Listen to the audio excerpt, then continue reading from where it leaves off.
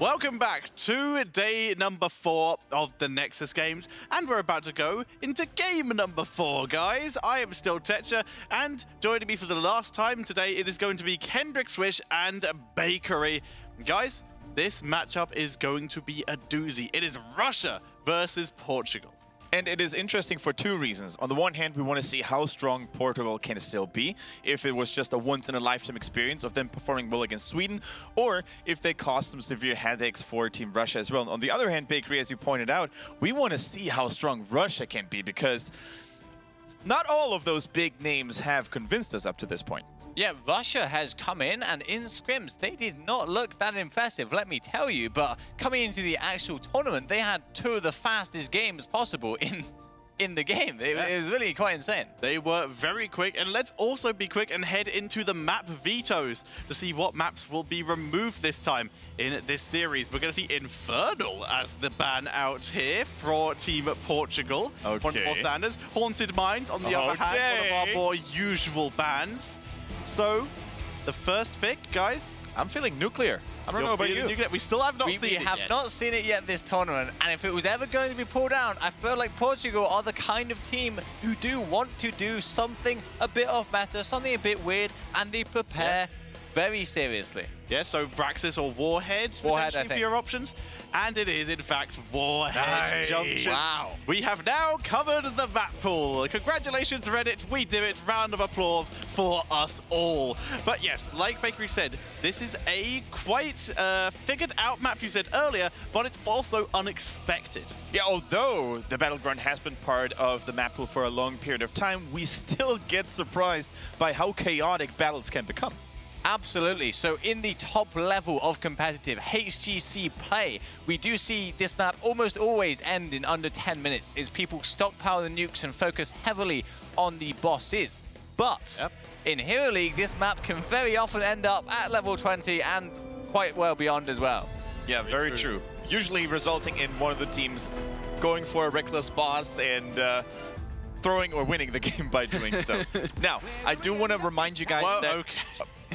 I was going to say, we can see some wonky heroes here, and Russia is not letting me finish my sentence, but confirming my theory. I like it. They are not waiting around or wasting any time. First pick Vikings. It's good. I mean, if the Vikings are a nuisance on Towers of Doom, they are a terror on Warhead Junction, because one Viking is enough to pick up a nuke and to use it. Yeah, absolutely. And the size of the map as well factors into that. First picking Vikings, though, it's definitely vulnerable. And we've seen France have a lot of struggles with Vikings, but also Spain use them to great effect. Yeah, we've seen a lot of hit and miss for the Vikings so far, but we will definitely keep an eye on it in this game. There are heroes who can punish the Vikings. One of them, who has dropped out of the meta significantly and hasn't been seen so far in this tournament, is Zeratul. Yeah, Zeratul is indeed an elusive hero so far. None of the teams felt comfortable enough to make him work. But Zeratul is not the only one to counter a Vikings lineup. Now, this is a little bit awkward. The Abathur into the Vikings normally not something we're used to seeing. Okay, well, this is looking very similar to a certain draft on Dragonshire by the Spanish team earlier today, picking up the Oriol Valor. Looking towards Portugal, though, picking up Abathur is a risky move. So Abathur paired with something like a Zeratul or an Illidan is a fantastic counter to Lost Vikings. But Abathur on his own actually gets hard countered by them. So it's interesting to see if they can back that up with the limited hero pool that they do have. So guys, if you think that Russia, with their immediate Viking picks, are going to be able to take the first game in this series, then you can vote for them in the chat with hashtag RUWin. Or if you think Team Portugal are going to be the team to take it, you can vote for them with hashtag PTWin. Yeah, definitely true. And I believe in the words of Bakery saying that the Portuguese team prepared a melee assassin that can hunt down Vikings mercilessly. The Zeratul, the Illidan. I'm still an Illidan believer. I still think regions like China have shown us that he can still work, and especially in not the highest echelons of competitive play, I really think he can shine. Well, as it turns out, though, Twitch chat is a very strong believer in the Lost Vikings pick, up to 87% Hashtag RU wins. I think that's potentially 88 now. I think that might be our highest we have had so far. I think so. 88% in favor of Russia. But Portugal, they do have a double pick now. They did want to go for something like the Illidan. As Kendrick said, an Illidan believer. They could, in theory, pick it up with an Arthas right now, which also works really well with the Abathur. Do similar to what we saw last game from Ukraine. Pick the counter to the pick in the same phase. It's also not terrible against the Vikings in a straight-up team fight. I mean, if multiple Vikings get all slowed, those it's easy prey. Easy stacks too, yeah. Well, let's see what they do go for. 10 seconds remaining on Portugal's picks. I'm going to say this one very quickly because I just got reminded of it for some reason. We saw a draft very similar to this in Open Division with the Lost Vikings early on, where they went for, whereas a Lost Vikings team on this map, and they also picked Cho'Gall, using the Vikings to make up for the soak. Now that one's out there, we're going to ignore it because it's not going to happen, and have a look at Portugal's next two picks, the Garrosh and the Kael'thas.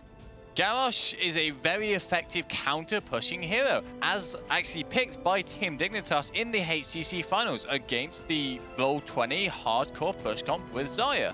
So definitely an effective counter pick, and again showing the strength of Portugal's preparation. But at the same time, there's still not a Vikings counter on that team. And I was waiting for Kael'thas to make his first appearance here in the Nexus games, because we have seen a lot of emphasis on other mage class heroes, the Chromie, the Gul'dan, and the Li Ming most importantly. But Kael'thas is in this weird situation where when he's picked, especially by players like Mene in Europe, he looks incredibly powerful, but for some reason the spark just doesn't seem to transition to other teams. Kael'thas puts a lot of pressure onto the Vikings player due to the fact that everything Kael'thas does really pressures heavy micro play. The living bombs will spread between Vikings, or the Vikings could spread them to other heroes. If Kael'thas goes burned flesh, putting a Viking in the same space as someone else will punish your teammate if you aren't careful. Kael'thas immediately makes it much harder for Vikings to be in a team fight effectively. That's a good point. That's a really good point. On the other hand, there are some weird interactions with the Vikings that may not always work out for Kael'thas. For example, the gravity labs could be intercepted, but you know, it all depends on the situation there. The Kael'thas on paper, though, I think looks pretty promising. And Greymane as the final pick. Very good for executing that Valor or the Ariel if they are able to lock onto them. And of course, just one of the best copies for Abathur. Oh yeah. So Russia's draft running with a solo support Oriole, which is not a especially strong push, running also with two decidedly main tanks. None of them good at solo laning, and Johanna not that great at actually pushing towers either. So a very interesting comp, and we might see a strategy that we've never seen before in high-level competitive Heroes of the Storm. If I didn't see the flag behind the team composition that was drafted here, I would say this is a garbage draft. Like, it doesn't make any sense to me. The Ariel, as we said, normally needs another hero to really maximize the efficiency of Vala. Then you have the Vikings and the Johanna, most importantly, which on a larger map normally is very rarely seen. You see her in Tomb, you see her in Braxis sometimes, but not here. And the chat agreeing with you just a little bit, going from 12% for Team Portugal up to 18%. People are looking at this and they're like, that's a good draft. And they are, rightfully so, as Bakery is a little bit confused at the draft from Team Russia. That's 50% more votes than Portugal had before. Upping there, I think that's the highest increase we've ever seen. I think it probably is. You are correct. Lots of records today. Now, don't get me wrong, by the way, guys. I don't want to bash on the Russian team here by any means, but I want to be proven wrong. I want to see the strategy and the master plan behind it, so I'm super excited to see it. I still believe in the Russian team, though. Final vote? I believe in Russia. And believing in Russia, as I don't like the draft, but I believe in the players. I am going to go against you guys and believe in Portugal. They impressed me yesterday, and that is a really good draft. We will find out, though, as we head into game number 1 of our final series for today. And Kendrick, who is the team on the left? On the left-hand side, it is the team for Mother Russia. We have Hydra here rocking the Vikings in the top lane. He's being supported by Kruklik on the Ariel. Banabir is on that Johanna. Unstable plays the Vala. And Kunichan plays on the Anubarak. Whereas on the right-hand side, it is going to be Team Portugal with Zabina on the Garrosh, caps on Rhaegar. Kael'thas is being played by Godstorm, oh yes. And we see Syke on the Grey Mane, and Abathur chilling in the mid lane currently, having a little nap. He is being played by Holotype. And we talked a lot about the individual class that the Russian team brings to the table. Let's not forget about some of the strong-looking players that Portugal has in store. Zabina, probably one of the most good-looking heroes and warriors we've had all season or all tournament long. And Godstorm, he was a fabulous Malfurion, and now this role switch onto the ranged assassin is going to be very interesting to follow.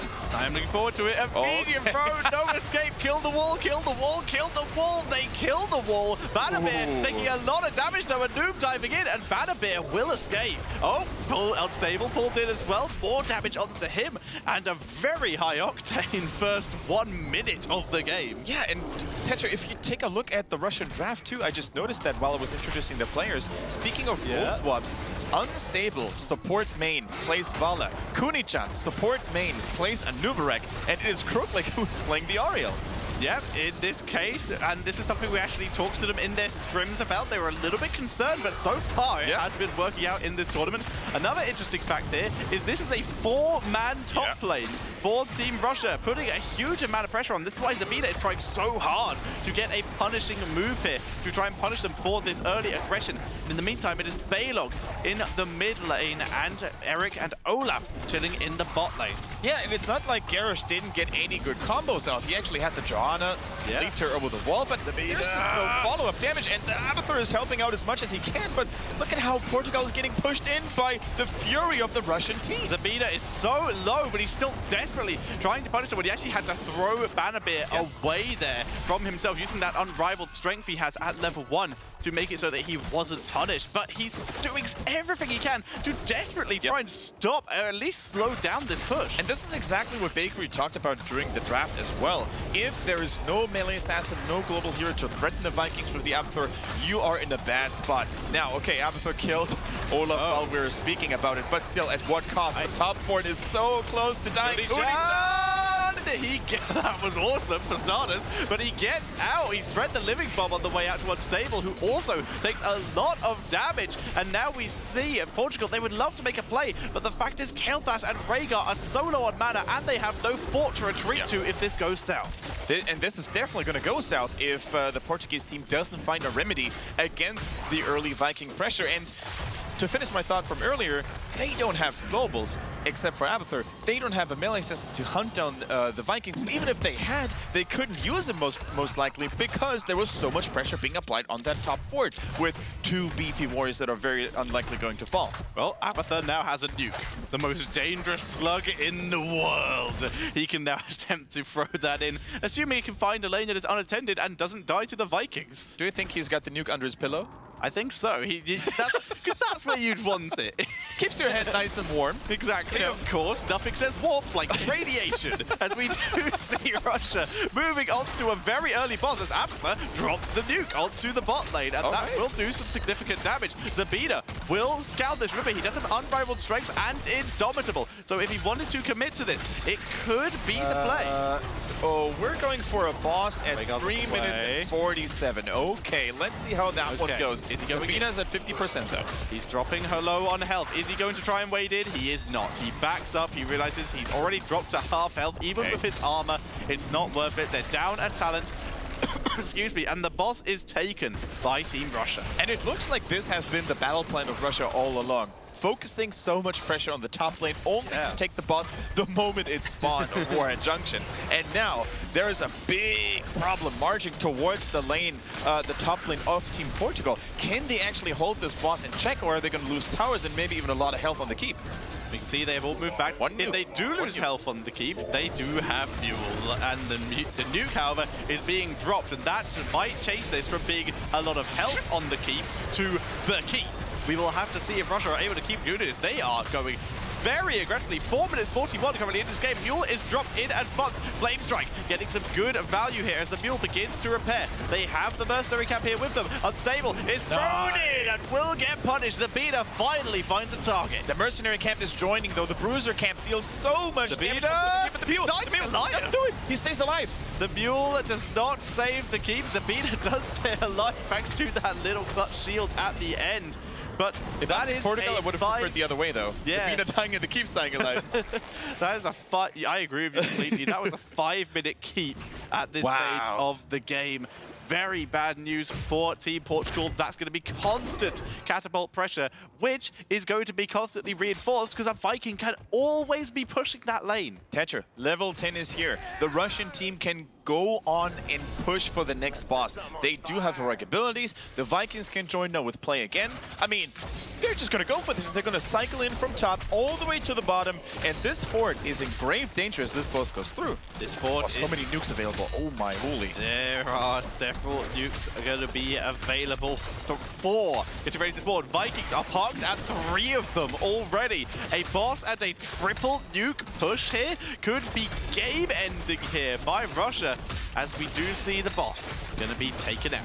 Yeah, the boss is getting taken out here, and this means a lot of trouble for the Portuguese team. Level 10 is still up there. Look at that. The Vikings were already doing their nasty business. Yep. 3 nukes picked up. We do see a single nuke on the side of Team Portugal. This can be used to attempt to clear the boss.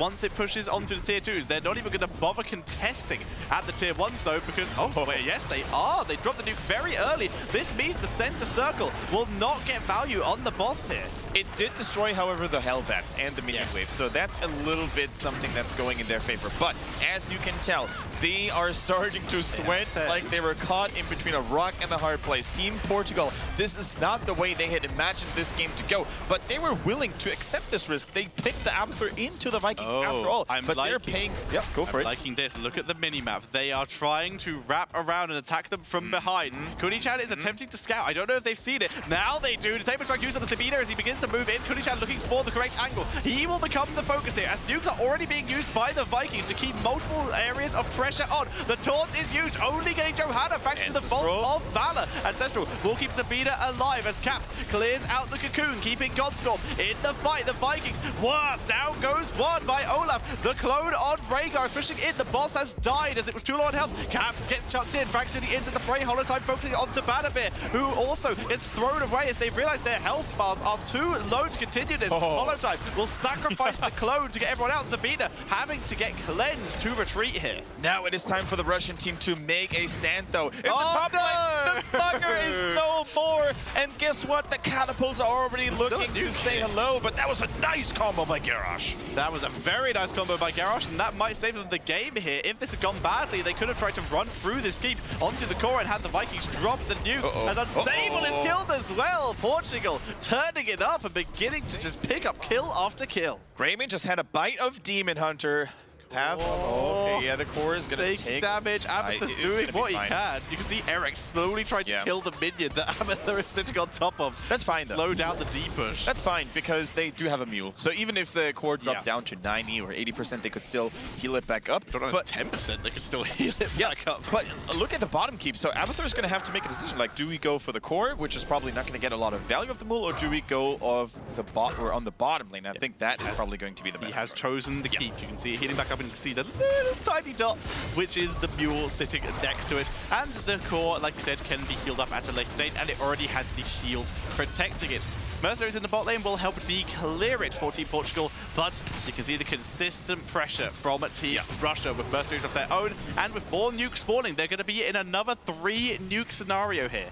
And slowly but surely, the Portuguese team is coming back in XP. But Sabina, he's a tanky orc, but only Garrosh can take so much as well. The Abathur hat is on him. He taunts the Johanna, who is tanking through this, keeping herself alive. Cleanse used in advance on Psych, not really getting much here, as Badabir finds Godstorm. Bless Shield into the backline. Hydra is here with a nuke. He decides to run away instead of dropping that nuke, as the Living Bomb's getting very good value here, as level 13 is hit for Team Portugal. Yeah, and Team Portugal is trying to stabilize, and they're doing a good job at it. And now with level 13 online, they can fight back even more efficiently. Beautiful combo by Godstorm, hitting Unstable, who is without a doubt the most precious targets of them all.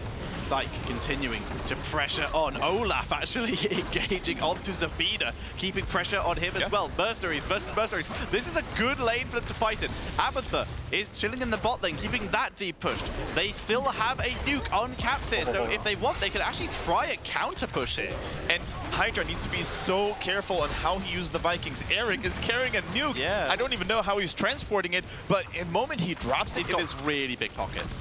Probably. He's got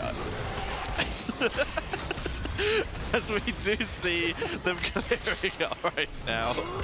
Nonsense is the name of the game, but here is the taunt coming in from Portugal. Nice. The Aegis giving it live, and Zenobin! 70 health! Down he goes to the burrow charge. And here comes the Cocoon. Psych disengage. actually making it out because Kruglik wasn't near enough. Oh my but it is God. Godstorm who's now getting chased mercilessly by Unstable. Unstable, dropping an insane amount of damage onto the Kael'thas very quickly, enough to force him back. And the Godstorm did live here, but this absolutely guarantees this boss for Rush. And now with Monster Hunter available on Unstable, they're gonna shred this boss like it was made out of butter. With a hot knife, they're gonna pierce through it, and that really shows the power of how the early game lead can turn into a late game snowball. And I think if we take a look at how this top lane on the side of the Portuguese team had been demolished earlier, it could be lights out. Level 16 is here, Tetcher. 2 nukes still available. They may very well just go for the throat here and end the game. They may do so indeed. The Vikings would have to teleport up, but look at when the boss comes. Exactly, they need to do something to this boss. You can see Olaf heading up here. He can just cast play again and bring the other 2 Vikings, who are the ones with the nukes, to this fight, or he can just let them keep pushing. If this push gets cancelled, he does not need to teleport them in. This is a very cool play by Team Russia as the boss.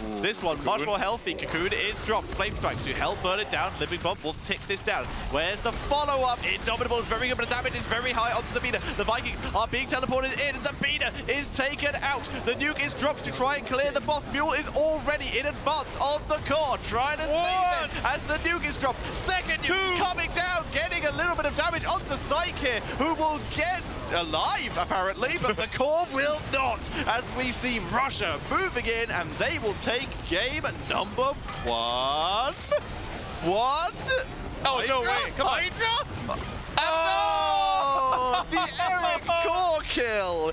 And yeah, Russia barely, might I add, get the core and take game number 1. So not only does Eric have big pockets to carry nukes, he's also got a big sling to take down the fort and the core at the very last second. What a game, and the Russian team from start to finish followed their battle plan, strong laning presence, as we said, and an immediate switch around when the bosses were ready. Yep, absolutely. They have that map on lockdown. Not quite as much as I would say the top HCC teams, but definitely close. And Portugal, I'm afraid, did not have a reply. No, they looked good, especially Zabina and Godstorm. Once again, those 2 really seemed to carry their team to unexpected heights. However, it was not enough in the end. The Vikings continued to be a nuisance. They picked up nukes left and right. They denied value elsewhere, and the Abathur seemed a little bit helpless, didn't it? Yeah, it really did. It was really countered by the Lost Vikings. Now, I don't have too many replays for you. I'm hoping we can get a replay of that final core, but the replay I do have for you is actually a really cool highlight. Caps on the Rhaegar from Team Portugal. As we play it forward, we can see it's 12 versus 13, so Portugal are really in trouble. And Russia, they see blood in the water and they want to end the game. Look at Psyche here. Look at Psyche on Gremlin. Cocoon comes out, free cleanse, and this is the only reason why Portugal was still in the game. This gave them a fantastic chance to actually win this fight. And even now, Blessio comes out, but Great Pill, they stick in it, and they end up getting that nuke and staying in the game. Yeah, it was really, really beautifully done. I completely missed that cleanse on the Cocoon. Same here. It's something that was possible before, but nowadays with the Cocoon projectile being slowed, a patch very, very long time ago, it is a little bit more possible. And I've just been told we do now have that clip for you, Bakery. So as we look at the final core, I don't really have too much to say about, but this is just a super cool highlight. So the way that Portugal defends, so the first nuke comes out already, and look how much it zones the rest of the team. They can't actually get through, and when they do, 4 people take that nuke. So they carry on, they commit onto the core, they use 2 nukes, but they go down so quickly. The Aegis does nothing to keep Valor alive. She instantly dies after. all of Team Russia are so low, and they're still not focusing on the core. I feel like they think this game is over, but actually it isn't, as we see. Yeah. Like Valor already down, Johanna already down, and Noob now down. It's everyone but Eric and the boss down. And look at this. It's literally, it's the last auto. Wow, and the bomb explodes as he turns invulnerable. And they did have a mule, so maybe if this attack had failed, it would have not been over already. They got a huge XP boost from just getting that full team wipe. They cleared the boss. They could have cleared the catapults. It was very much a last-second thing. Eric MVP, but like you said, potentially a bit sloppy from Russia to be in that situation in the first place. And I gotta ask you this, guys. How seriously was Russia taking this game? Because you could see that the draft was very wonky, but I want to talk about the role switches. Unstable and Kunigen, the two main supports, were playing tank and damage. It was slightly weird, wasn't it? Yeah. But at the same time, this was definitely a speciality comp. This isn't a normal comp, and it didn't play like a normal comp either. So this could be a one game.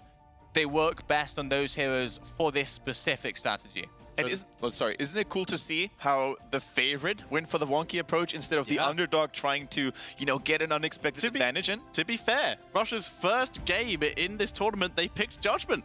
It's cool. They are very willing to experiment and have a little fun. And this is a map where they may have a little bit of freedom to do so. The next map is Tomb of the Spider Queen. All right, that sounds a little bit